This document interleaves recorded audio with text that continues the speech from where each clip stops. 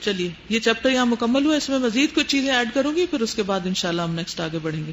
زکوٰۃ لینے اور دینے کے آداب میں کچھ مزید باتیں. ہم نے ابھی پڑھا کہ زکوٰۃ وصول کرنے والا اگر خرد برد کرے تو اس کی بہت بڑی سزا ہے, لیکن دوسری طرف ایک اور حدیث بھی ہے جس سے پتہ چلتا ہے کہ ایسا کرنے والے کو, یعنی زکوٰۃ وصول کرنے کی ڈیوٹی کرنے والے کے لیے اجر بھی بہت بڑا ہے. ایک ہی کام ہے, ایک کے لیے باعث وبال ہے اور ایک کے لیے باعث اجر ہے. فرق کس چیز کا ہے وہ سمجھنے کی ضرورت ہے. رافع بن خدیج کہتے ہیں کہ میں نے رسول اللہ صلی اللہ علیہ وسلم کو فرماتے ہوئے سنا, حق کے ساتھ صدقات جمع کرنے والا ایسا ہے جیسے مجاہد فی سبیل اللہ حتیٰ کہ وہ گھر لوٹ آئے. حق کے ساتھ جمع کرنے والا, کیا مطلب حق کے ساتھ جمع کرنے والا؟ یعنی بالکل ٹھیک ٹھیک امانت وصول کر کے ٹھیک جگہ پر پہنچانے والا, اس میں کسی قسم کی اپنی مرضی سے کوئی کمی بیشی نہ کرنے والا. پھر اجر و ثواب ہے, یعنی جیسے ذمہ داری دی گئی, جس قسم کی ڈیوٹی دی گئی اس کے عین مطابق پوری کی گئی, اس میں کسی قسم کی کمی کوتاہی سستی نہ کی گئی. اس مال کی ایسے حفاظت کی گئی جیسے اپنے ذاتی مال کی حفاظت کی جاتی. عامل کے لیے اجر. عامل کون ہوتا ہے؟ نجومی بابا. ہمارے یہاں تو عامل وہی ہے, عامل کے پاس چلو. تو زکوٰۃ کے عامل کون ہوتے ہیں؟ قرآن میں ان کا ذکر آیا ہے, والعاملین علیہا. عاملین عامل کی جمع ہے. عامل کا لفظی معنی کیا ہے؟ ورکرز, کام کرنے والے. ٹھیک ہے, تو زکوٰۃ ورکر کے لیے اجر کیا ہے؟ فنڈز کلیکٹر کے لیے یا زکوٰۃ کلیکٹر کے لیے کیا اجر و ثواب ہے؟ ابو موسیٰ رضی اللہ عنہ بیان کرتے ہیں کہ رسول اللہ صلی اللہ علیہ وسلم نے فرمایا, بلا شبہ امانت دار خزانچی جو مالک کے حکم کے مطابق دل کی خوشی سے, مالک کے حکم کے مطابق یعنی جس نے اس کو یہ کام دیا ہے, یہ ڈیوٹی دی ہے, دل کی خوشی سے, یعنی بوجھ سمجھتے ہوئے نہیں بلکہ اچھے طریقے سے دل لگا کر کوالٹی کا کام کرے, احسان کے درجے پر, جس کے متعلق کہا گیا ہے اسے پورا پورا دے دے, وہ 2 صدقہ کرنے والوں میں سے ایک ہے. یعنی اس کو بھی اتنا ہی اجر ملے گا جتنا وہ مال دینے والے کو ملا ہے. جی آپ بتائیے کیا کہا میں نے؟ اس کو کتنا اجر ملتا ہے؟ جتنا زکوٰۃ دینے والے کو اجر ملتا ہے. ٹھیک ہے, یہ ڈیوٹی آسان نہیں ہوتی, کیا خیال ہے؟ بہت مشکل کام ہوتا ہے, لیکن اگر کوئی اس کو پورے دل لگا کے اور پائی پائی کا حساب کر کے اپنی جان پہ لے کے اس کو ادا کرتا ہے تو اس کا اجر بھی اتنا ہی بڑا ہے, اتنا ہی زیادہ ہے. عامل حساب کتاب کا ماہر ہو, جمع تفریق آتی ہو. انس رضی اللہ عنہ سے روایت ہے کہ ابو بکر رضی اللہ عنہ نے انہیں زکوٰۃ کے وہ احکام لکھ کر دیے جو اللہ تعالیٰ نے اپنے رسول پر نازل فرمائے تھے. ان میں یہ بھی تھا کہ جس کسی پر صدقے میں 1 سال کی اونٹنی فرض ہو اور وہ اس کے پاس نہ ہو اور اس کے پاس 2 سال کی اونٹنی ہو تو اس میں وہی قبول کر لی جائے, اور صدقہ وصول کرنے والا 20 درہم یا 2 بکریاں اسے واپس دے دے. یعنی وہ چونکہ زیادہ ہے تو اس کو باقی حصہ مل جانا چاہیے, جیسے چینج کر کے واپس دے دے. اور اگر 1 سالہ اونٹنی زکوٰۃ میں مطلوب ہو اور وہ اس کے پاس نہ ہو بلکہ اس کے پاس 2 سال کا نر اونٹ ہو تو وہی قبول کر لیا جائے, مگر اس صورت میں اس کو کوئی چیز واپس نہ کی جائے, کیونکہ نر عام طور پر قبول نہیں کیا جاتا, لیکن اگر کچھ اور نہیں وہی کرنا ہے تو اس کی قیمت کم ہوتی. تو جانوروں میں سے فیمیل کی قیمت زیادہ ہے بنسبت میل کے. وہ کیوں؟ وہ پروڈکٹیو ہے نا, تو جو کوئی پروڈکٹیو ہوتا ہے اس کی قیمت زیادہ ہوتی. یہ پروڈکٹیو آپ اپنی زندگی میں ضروری نہیں کہ کوئی بچہ پیدا کر کے پروڈکٹیو ہو سکتے ہیں, وہ ایک کام ہے, اس کے علاوہ بھی بہت سے کام ہیں جس میں آپ پروڈکٹیو ہو سکتے ہیں. یہ پروڈکٹیو کا مطلب یہ کہ جو واقعی کچھ پیدا کرے, کچھ اضافہ کرے, کچھ بنائے, کچھ کسی کو فائدہ پہنچائے, تو جتنا زیادہ آپ دوسروں کے فائدے کے ہوں گے اتنے ہی زیادہ آپ کے لیے اجر و ثواب ہوں گے. اور یہاں پر آپ دیکھیے کہ حساب کتاب کا ماہر ہونا ضروری ہے. اگر کوئی اس نیت سے حساب کتاب سیکھ رہا ہو کہ وہ اس سے اپنے دین کو فائدہ پہنچائے تو اس کا یہ سیکھنا بھی اجر و ثواب کا باعث ہے. زکوٰۃ پانی پلانے کی جگہ پر وصول کرنا ہو. رسول اللہ صلی اللہ علیہ وسلم نے فرمایا مسلمانوں کے جانوروں کی زکوٰۃ پانی پلانے کی جگہ وصول کی جائے. اس کی کیا وجہ ہے؟ کیونکہ جانوروں کو جہاں پانی پلانے کے لیے لے جایا جاتا تھا عموماً جانوروں کے باڑے بھی اس کے پاس ہی ہوتے تھے, تو کلیکٹر کو وہیں چلے جانا چاہیے جہاں پر جانور آلریڈی کٹھے ہوتے ہیں. بات واضح؟ جی مالک کے لیے بھی سہولت ہے. عامل زکوٰۃ کا اندازہ لگائے، یعنی اس کو زکوٰۃ کا حساب کرنا آنا چاہیے. عبد الرحمن بن مسعود بن نیار سے مروی ہے کہ سہل بن ابی حثمہ رضی اللہ عنہ ہمارے پاس بازار میں تشریف لائے اور کہنے لگے، رسول اللہ صلی اللہ علیہ وسلم نے فرمایا ہے کہ جب تم عشر وصول کرتے وقت فصل یا پھل کا اندازہ لگاؤ تو اندازے میں سے تیسرا حصہ چھوڑ دو، اور اگر تیسرا نہیں تو چوتھا چھوڑ دو. یعنی اندازہ کم سے کم لگاؤ، زیادہ کی طرف نہیں جاؤ، کہیں ظلم نہ ہو جائے. رسول اللہ صلی اللہ علیہ وسلم نے فرمایا، زکوٰۃ وصول کرنے میں زیادتی کرنے والا اسی طرح ہے جیسا کہ زکوٰۃ نہ دینے والا. پھر عمدہ مال نہ لینا. سوید بن غفلہ سے روایت ہے کہ ہمارے پاس نبی صلی اللہ علیہ وسلم کا عامل زکوٰۃ وصول کرنے والا آیا. میں نے اس کا ہاتھ پکڑا اور اس پر حکم نامہ پڑھا کہ زکوٰۃ کے ڈر سے الگ الگ ریوڑوں کو جمع نہ کیا جائے اور نہ اکٹھے ریوڑ کو الگ کیا جائے. ایک آدمی ایک موٹی تازی بڑی سی اونٹنی لے کر حاضر ہوا، اس نے اسے لینے سے انکار کر دیا. وہ اس سے کم درجے کی ایک اور اونٹنی لے آیا تو وہ اس نے لے لی. کہا کہ مجھے کون سی زمین سہارا دے گی، کون سا آسمان مجھ پہ سایہ کرے گا اگر میں کسی مسلمان کے بہترین اونٹ وصول کر کے رسول اللہ صلی اللہ علیہ وسلم کی خدمت میں حاضر ہوں گا. یعنی مجھے اس کی اجازت نہیں کہ میں نصاب سے زیادہ، یعنی حق سے زیادہ کسی سے کچھ وصول کروں. عیب دار جانور وصول نہ کرنا. حدیث میں آتا ہے زکوٰۃ میں نہ سانڈ وصول کیا جائے یعنی میل، نہ بوڑھا جانور، نہ عیب دار جانور کہ اس کی ٹانگ ٹوٹی ہوئی ہو یا دانت ٹوٹے ہوئے ہوں. دودھ پیتا بچہ نہ لینا. وہ کیوں؟ وہ ماں سے جدا ہو جائے گا. متفرق مال کو اکٹھا نہ کیا جائے اور اکٹھے کو الگ نہ کیا جائے، اس پہ آپ پڑھ چکے ہیں نا. امانت داری سے زکوٰۃ وصول کی جائے، یہ بھی آپ پڑھ چکے ہیں. خیانت نہ کی جائے، اونٹ کا بلبلانا وغیرہ شامل ہے. زکوٰۃ کے مال میں سے کچھ بھی چھپایا نہ جائے. مثلا کوئی شخص بیٹھا ہے زکوٰۃ اکٹھی کر رہا ہے، لوگ لا رہے ہیں، جمع کرا رہے ہیں. مثلا ایک شخص نے 1000 روپے کی بجائے 1100 روپے دے دیے بھول کر. اب یہ جو لینے والا ہے اس نے دیکھ لیا کہ 100 روپیہ زیادہ ہے، تو یہ مالک کو لوٹانے کے بجائے کیا کرتا ہے، وہ 100 اپنی جیب میں ڈال لیتا ہے. وہ 100 اپنی جیب میں ڈال لیتا ہے. تو یہ 100 کیا ہے؟ خیانت ہے. نہ اس نے بیت المال میں ڈالا اور نہ ہی اس نے مالک کو لوٹایا، بلکہ اپنی جیب میں ڈال لیا. کیونکہ پیسہ ایک بہت بڑی آزمائش ہے، فتنہ ہے. جب انسان ضرورت مند بھی ہو اور پیسہ دیکھ بھی رہا ہو تو کوئی نہ کوئی تعویل کر کے بعض اوقات اس میں کمی بیشی کرنے کی کوشش کر سکتا ہے. ابو رافع کہتے ہیں کہ رسول اللہ صلی اللہ علیہ وسلم جب عصر کی نماز پڑھ لیتے تو بنو عبد الاشہل کی طرف تشریف لے جاتے، ان کے ہاں باتیں کرتے، حتیٰ کہ مغرب کے وقت تشریف لاتے، واپس آتے.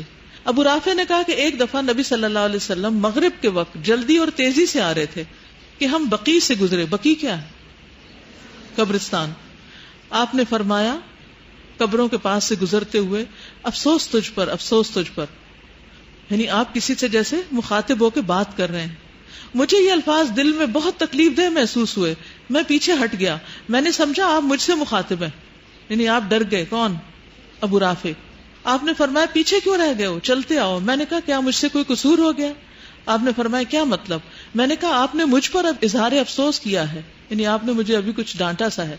آپ نے فرمایا نہیں، بلکہ میری بات کی وجہ یہ ہے کہ میں نے ایک آدمی کو فلاں قبیلے کی زکوٰۃ لینے کے لیے بھیجا تھا، اس نے ایک چادر چھپا لی، اب اسے اس جیسی آگ کی چادر پہنائی گئی ہے. یعنی قبر کے اندر آگ کی چادر اوڑے ہوئے، کیونکہ نبی صلی اللہ علیہ وسلم کو تو وحی کے ذریعے بتا دیا جاتا تھا. اس سے کیا بات پتہ چلتی؟ چوری اور خیانت ویسے ہی بہت بری چیز ہے، لیکن اللہ کے مال میں سے خیانت تو اللہ کے ساتھ پھر مقابلہ ہے، پھر تو معاملہ اللہ کے ہاتھ میں چلا جاتا ہے اور وہ کوئی معمولی بات نہیں ہے. مثال کے طور پر جیسے الہدا ہی ہے، ٹھیک ہے، یہاں پر جو کچھ استعمال ہوتا ہے وہ سب کے کلیکشن اور ڈونیشن اور مل کے سب اپنا اپنا حصہ ڈالتے ہیں اور اجتماعی طور پر اس کو رن کر رہے ہیں. پھر اس کو چلانے کے لیے کچھ پالیسیز وضع کی جاتی ہیں کہ آپ کو کیا خرچ کرنے کی اجازت اور کیا نہیں. مثلا آپ کو منع کیا جاتا ہے کہ شام کے وقت استری نہیں کر سکتے. کیوں منع کیا جاتا ہے؟ ہاسٹل میں کوئی رول بنا ہوا ہے نا، کتنے سے کتنے بجے تک استری نہیں ہو سکتی. 5 سے 10، ٹھیک ہے، کیونکہ اس وقت بل زیادہ آتا ہے. اب کوئی دیکھتا ہے کہ نہیں کوئی بھی نہیں دیکھ رہا، آج تو چھٹی ہے اور سارے سوئے پڑے ہیں، اور تو میں کیا کروں، استری کر لوں، جلدی سے کر لیتی ہوں فٹافٹ. کیا ایسا کرنا خیانت ہے کہ نہیں؟ ہے نا، کیونکہ اس بات کا ایک اصول بنا لیا گیا کہ ان اوقات میں یہ چیز نہیں کی جائے گی. اسی طرح بجلی کے اپلائنسز استعمال کرنا منع کیا گیا ہے. مثلا چائے پکانے کے لیے آپ الیکٹرک کیٹل یہاں یوز نہیں کر سکتے. اگر کوئی شخص یہ کہے کہ چلو چھپا کے کہیں رکھ کے میں کر لوں، کسی کو کیا پتا، اپنے روم والوں کو ساتھ ملا لیتا ہوں اور چپکے سے چائے بنائی اور مزے سے پی، کیا یہ خیانت ہے یا نہیں؟ اور جو دیکھتے ہوئے منع نہ کریں وہ کون ہے؟ وہ بھی ظالم ہے. ان کو بھی اتنا ہی گناہ ملے گا جتنا بنانے اور پکانے والے کو مل رہا ہے. اور کیا مثال ہو سکتی؟ جی، الہدا کے مختلف ٹیبلز پر آفس اسٹیشنری پڑی ہوتی ہے، کیا ہمیں حق ہے کہ ہم اس کو اٹھا لیں؟ اگر بھول کے اٹھا لیں، جیسے کل میں نے یہاں لکھتے لکھتے پین اس کے اندر رکھا اور گھر گئی تو میں نے کہا اوہ یہ کیا ہوا، پھر میں نے واپس اسی کے اندر رکھا کہ جب جاؤں تو لے جاؤں. بعض اوقات ہم بھول کے بھی اٹھا لیتے ہیں، لیکن جو ہی پتا چلے کہ یہ تو بھول گئے، یہ کیا ہوا، کیونکہ بھول کے صرف ہم اٹھاتے نہیں، بھول کے اپنا پین بھی چھوڑتے ہیں. یعنی عام طور پہ 2 طرفہ معاملہ ہوتا ہے. اسی طرح بغیر اجازت آفس کا کاغذ اپنے ذاتی استعمال میں لے آنا، اپنا ذاتی کوئی خط یا کوئی بھی چیز اس پہ لکھنا، چھوٹی چھوٹی چیزیں ہو سکتی ہیں یہ، لیکن ان کی پوچھ ہوگی. بورڈ مارکرز ہوتے ہیں، بے جا ان کو استعمال کرنا. یعنی بورڈ مارکر کس کے استعمال کے لیے ہے؟ ٹیچر کے استعمال کے لیے. اور ٹیچر کو بھی کس کام کے لیے استعمال کرنا ہے؟ وہاں پھول بوٹے بنانے کے لیے، کیلیگرافی سیکھنے کے لیے نہیں. پانی ضائع کرنا، پانی ضائع کرنا، ضرورت سے زائد استعمال کرنا. آفس آورز کے بعد الیکٹرک اپلائنسز کو بند نہ کرنا، پنکھے کھلے چھوڑ دینا، لائٹ کھلی چھوڑ دینا، جبکہ آخری شخص آپ ہیں وہاں پر کام کرنے والے. آپ کی ذمہ داری بنتی تھی کہ آپ اس کو بند کر کے نکلیں. اسٹیپلر پنس کو اپنی ذاتی کاغذوں پہ لگا دینا، دوسرے کامن پن وغیرہ کو بھی استعمال کرنا. جی، کسی اور کا حصہ استعمال کر لینا. ڈیسک وغیرہ پر لکھنا، ان کو خراب کرنا، توڑنا، بے دردی سے گھسیٹ کے کرسیوں کو ہلا دینا، توڑنا، مس یوز کرنا فرنیچر کو یا کسی بھی چیز کو، کارپیٹ کو گندا کر دینا. صفائی کی جو ڈیوٹی لگی ہے اس کو دھیان سے نہ کرنا کہ کون سا کوئی دیکھ رہا ہے، کوئی دیکھے گا پھر اچھے سے کر لیں گے. کمپیوٹر پہ پرسنل انٹرنیٹ یوز کرنا، کھانا کھانے میں دوسروں کا حق مارنا. بہرحال آپ میں سے ہر ایک اپنے دل کی آنکھیں کھولے اور دیکھے کہ اس نے بغیر اجازت کے، بغیر مرضی کے، دینے والوں کی مرضی کے کیا استعمال کیا ہے. اور اگر ایسا کچھ ہو گیا ہے تو اندازے سے وہ واپس لوٹانے کی فکر کی جائے. بعض اوقات ایسا ہوتا ہے ناگزیر ہو جاتا ہے، آپ کا پین ہے نہیں اور اب آپ نے کوئی ایسا کام کرنا ہے کہ جو ابھی کرنا ہے اور آپ کو استعمال کرنا پڑ گیا، تو آپ کیا کریں؟ اتنا اندازہ کر کے صدقہ ڈال دیں. دیکھیے، بندوں کے حقوق میں سے جو چیزیں معاف نہیں ہم کرواتے نا، قیامت کے دن کیا کرنا ہوگا؟ دینی ہوگی، پھر اپنے عمل سے دینی ہوگی، وہاں روپے پیسے نہیں ہوں گے. ٹھیک ہے، چلیے.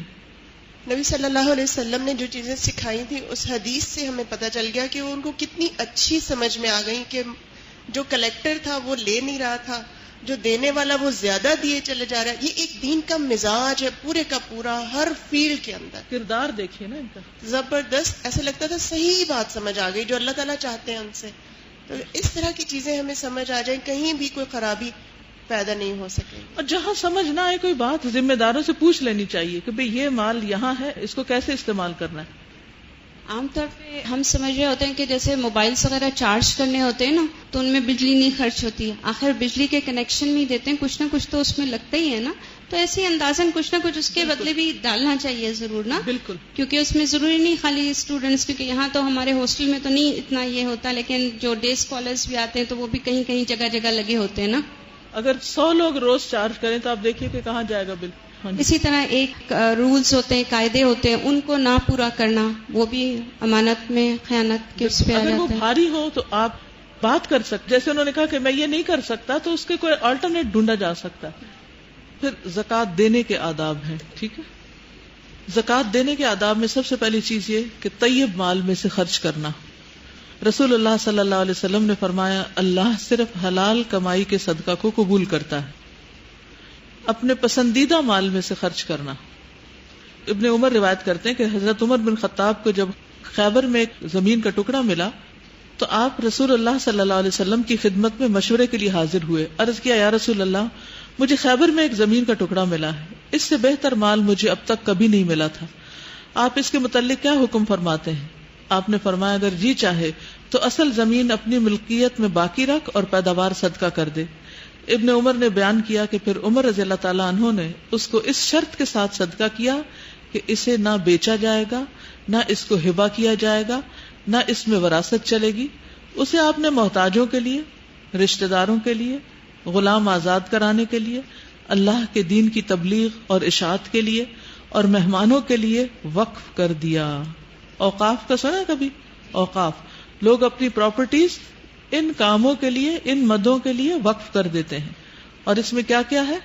محتاج, مساکین, رشتہ دار, غلام, اللہ کے دین کی تبلیغ اور اشاعت اور مہمان.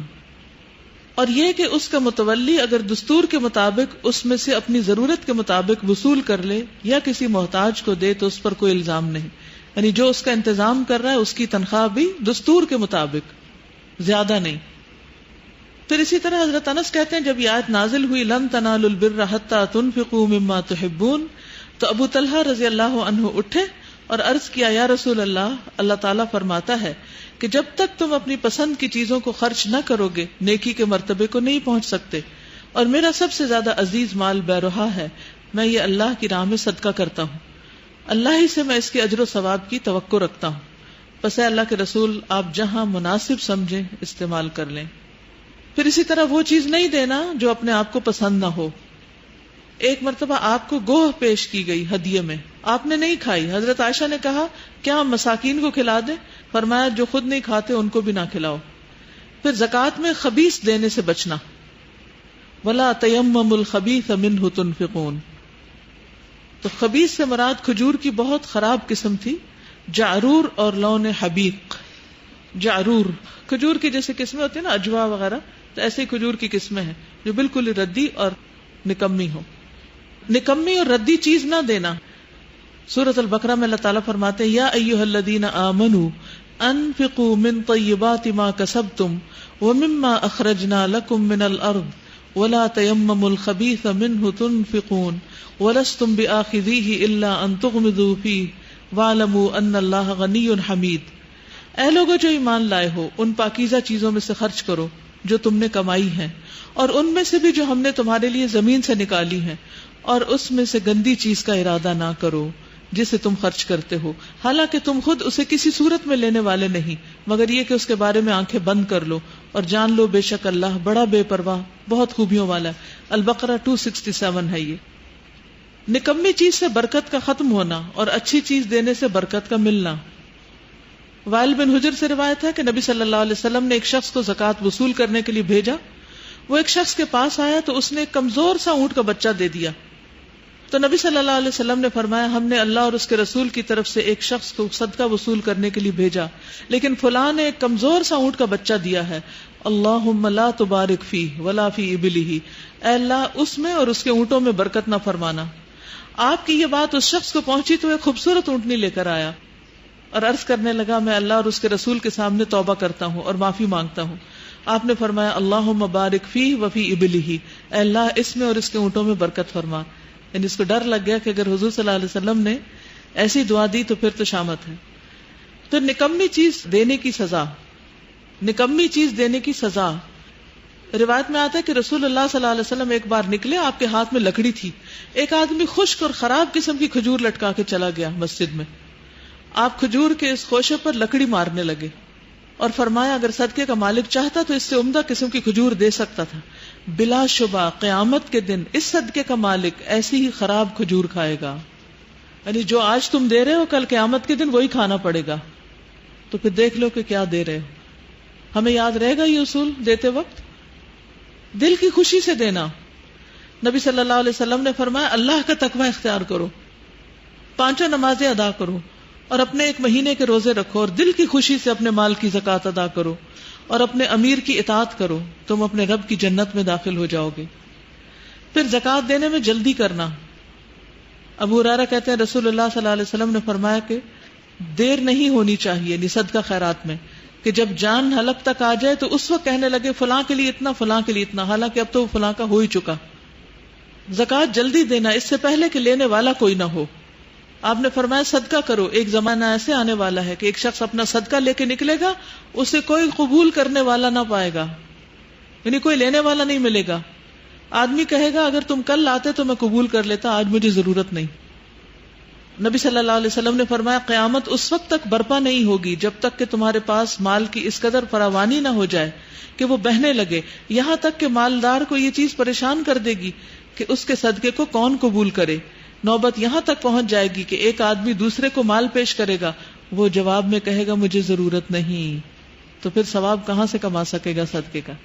تو جب تک ضرورت مند ہے اور آپ ایسی جگہ ہیں کہ جہاں آپ کے آس پاس ضرورت مند نظر آتے ہیں تو شکر ادا کیا کریں، کیونکہ بعض اوقات زندگی میں ایسے موقع اور ایسی جگہیں آتی ہیں کہ جہاں صدقہ لینے والا کوئی نہیں ہوتا، اور اس وقت دل اتنا پریشان ہوتا ہے کہ انسان کرے تو کرے کیا، کہ کوئی لینے والا نہیں۔ تو جہاں لینے والے موجود ہوں ان کو دیکھ کے پریشان نہ ہوں، اور ان کو دیکھ کے دل میں تنگی نہ پیدا کریں کہ یہ کیا روز مانگنے والے اور میں کہاں پھنس گئی ہوں کہ ہر وقت لینے والے ہی ہیں میرے آس پاس۔ نہیں، شکر کریں کہ لینے والے ہیں، کہ آپ کا اجر و ثواب بڑھتا رہتا ہے۔ تو پھر وہ ہاف پسند ہے نا، تو کوئی حرج نہیں اس میں، دوسرے کی وہ ضرورت ہے۔ آپ تو ڈیزائنر پہن رہے ہیں، دوسرا جو ہے اس کو سیدھا کپڑا بھی کافی ہے، تو اس کو دینے میں کوئی حرج نہیں۔ ردی سے مراد جو استعمال کے قابل نہ ہو، یاد رکھیے، ردی سے مراد ناقابل استعمال۔ اگر کوئی چیز کسی کے قابل استعمال ہے تو وہ اس میں نہیں آئے گی۔ پھر جو شخص دائیں ہاتھ سے دے اور بائیں کو خبر نہ ہو، چھپا کے دینا، تو ایسا شخص قیامت کے دن کہاں ہوگا؟ عرش کے سائے تلے۔ پھر جو مال ہے اسی کی جنس سے زکوٰۃ دینا، روپے کی زکوٰۃ روپے سے، سونے کی سونے سے، چاندی کی چاندی سے، یہ افضل ہے۔ کھجور کی کھجور سے، چاول کی چاول سے، گندم کی گندم سے، یہ زیادہ افضل ہے۔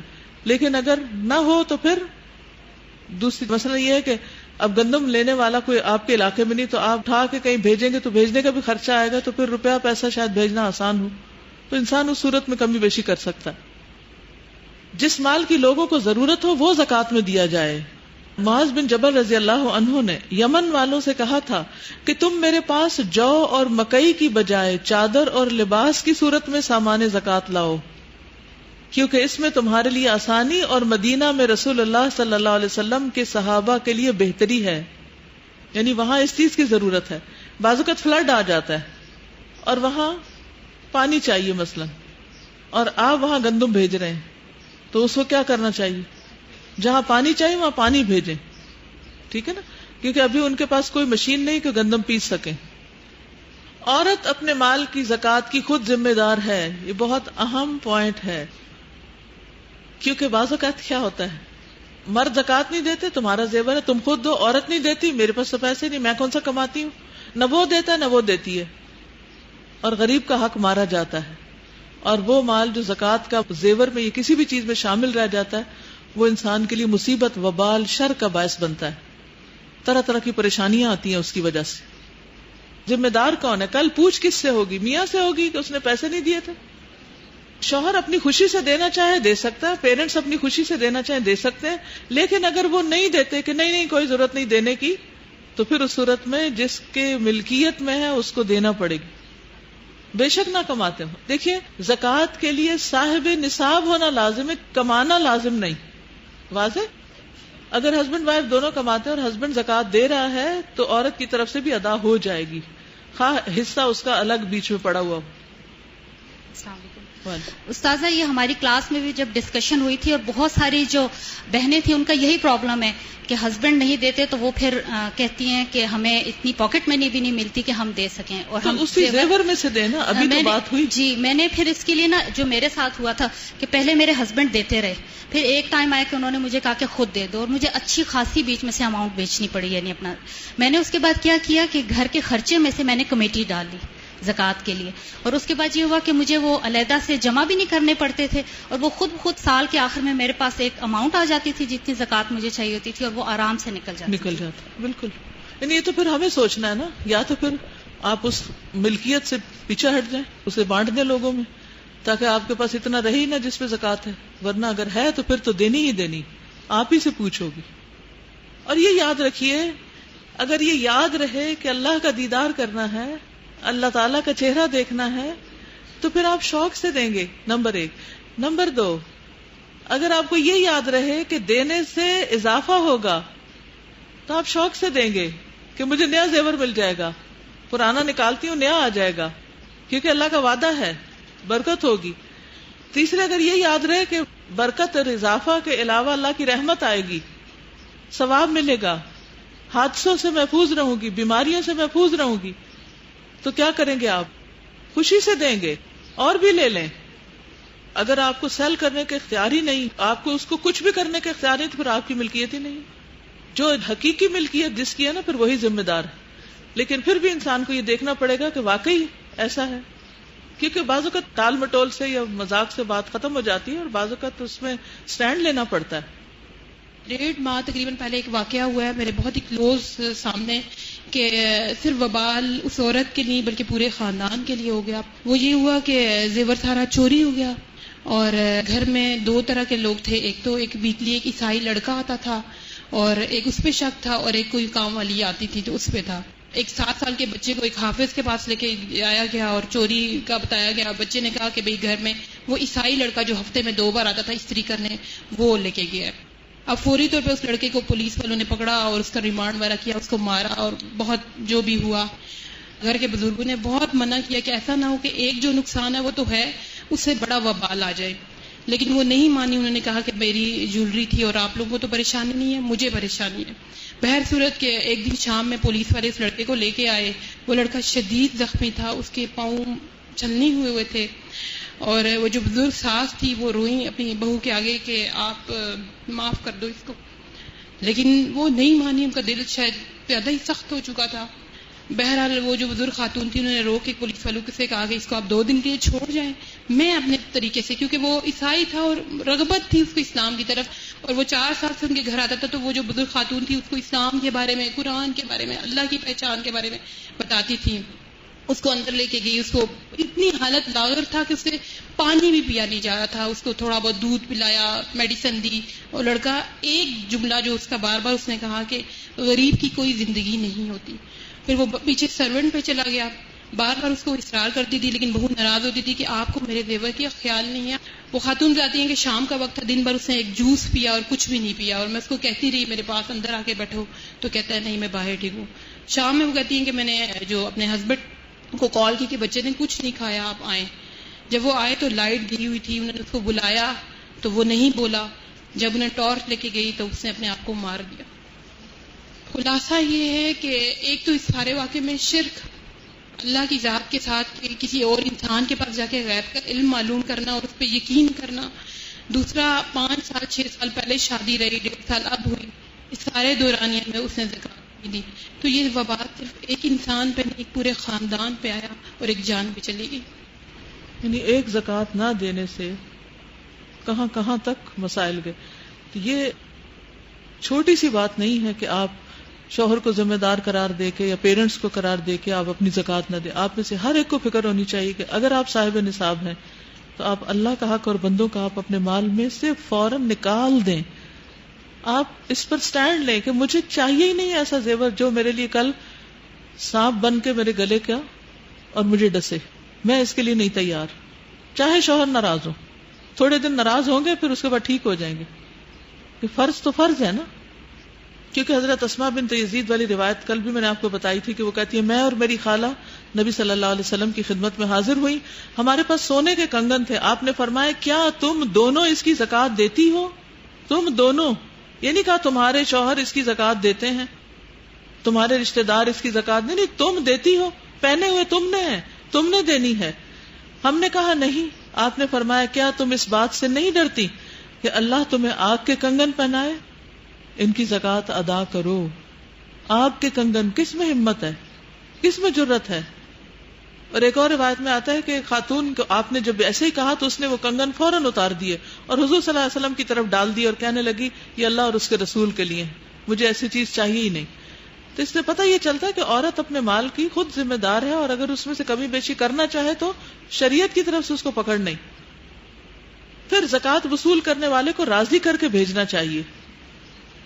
کچھ اعرابیوں نے رسول اللہ صلی اللہ علیہ وسلم کی خدمت میں حاضر ہو کر عرض کیا، ہم پر زکوٰۃ وصول کرنے والے زیادتی کرتے ہیں. آپ نے فرمایا، زکوٰۃ وصول کرنے والوں کو راضی رکھا کرو، دے کر احسان نہ جتانا. جو لوگ اپنے مال اللہ کے راستے میں خرچ کرتے ہیں، پھر انہوں نے جو خرچ کیا اس کے پیچھے کسی طرح کا احسان نہیں جتاتے، نہ کوئی تکلیف پہنچاتے ہیں، ان کے لیے ان کا اجر ان کے رب کے پاس، ان پر نہ کوئی خوف ہے نہ وہ غمگین ہوں گے. تو دے کر احسان نہیں جتانا چاہیے. سورۃ البقرہ 262. الذین ينفقون اموالهم فی سبیل اللہ ثم لا يتبعون ما انفقوا منا ولا اذى لهم اجرهم عند ربهم ولا خوف علیہم ولا هم يحزنون. پھر یہ ہے کہ کس کس مقصد کے لیے دی جا سکتی ہے نا زکوٰۃ. کسی کی حاجت پوری کرنے کے لیے، مثلا کسی پہ دیت آ گئی ہے، خون کا بدلہ دینا ہے، تاوان بڑھ گیا ہے. ویسے تفصیل اس کی مزید بھی آئے گی آگے کہ مصارف زکوٰۃ کیا ہیں. زکوٰۃ کے اونٹوں کو ضرورت مندوں کی سواری کے لیے استعمال کرنا. ابو لاس کہتے ہیں کہ نبی صلی اللہ علیہ وسلم نے ہمیں زکوٰۃ کے اونٹوں پر سوار کر کے حج کرایا. یعنی ضرورت مند لوگ تھے، غریب لوگ تھے، وہ نہیں جا سکتے تھے تو ان کی سواری کا بندوبست کیا گیا. پھر زکوٰۃ سے قرض ادا کرنا، کیونکہ قرضہ ادا کرنے کے لیے بھی دی جا سکتی ہے. پھر ضرورت مند کو کھانے پینے کے لیے دینا، صدقے کی بکری کا گوشت جو آپ نے نصیبہ کو بھیجی تھی. نیکسٹ ہم دیکھتے ہیں اگلا حصہ.